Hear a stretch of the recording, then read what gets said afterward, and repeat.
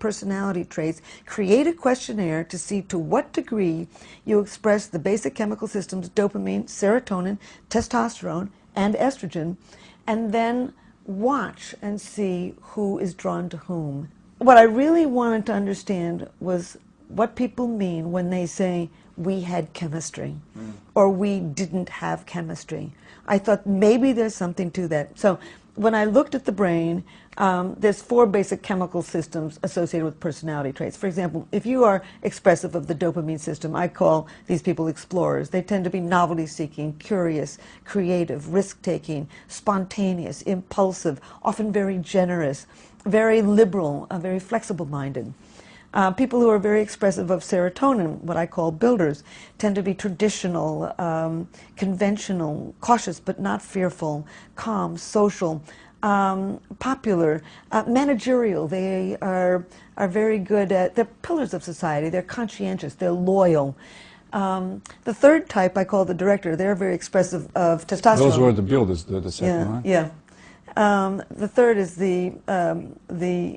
are those who express testosterone, both men and women. These people tend to be analytical, logical, direct, decisive, tough-minded, emotionally contained, often very assertive, very ambitious. These are the workaholics. They're also very good at math, engineering, mechanics, computers. They're good at what we call rule-based systems. The fourth type are what I call the negotiators.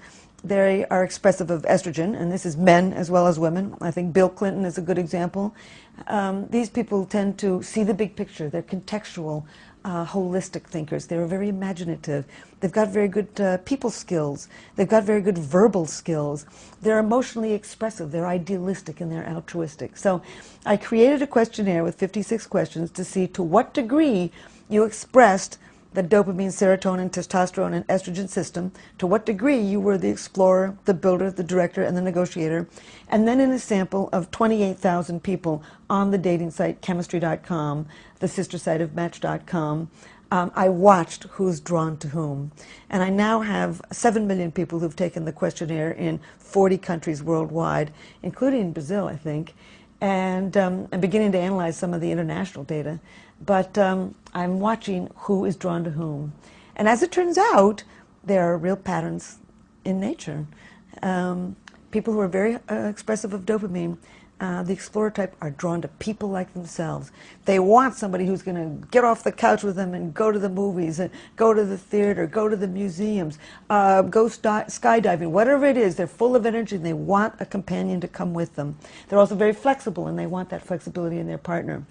The builder, the high serotonin type, is traditional, and they want a traditional partner like themselves, somebody who's very family-oriented, who's conscientious, who's loyal, who's going to help build their social networks with them. In those 2 cases, likes marry likes. But in the other 2 cases, the director and the negotiator, people are drawn to their opposites. The director is drawn to the negotiator, and the negotiator is drawn to the director. Why? And I think the reason is because they're pooling very different resources. For example, the negotiator can think of so many ways of doing things, and they're so agreeable. And they sort of need the director to be decisive, to be direct, to be tough-minded. Matter of fact, I'm very much of the negotiator, and I appreciate people who tell me like it is, because I'm not too capable of doing that. I mean, certainly in my business I am, but not in my social life. And I think that the director, they have poorer people skills, and I think they need the graciousness, the verbal skills, the people skills, the compassion of the negotiator. So when you go down the list of the traits of those 2 types, you can see over and over and over that they complement each other. So it's as if Mother Nature has tried it every single way. Opposites attract, individuals pooling very different resources to raise their babies.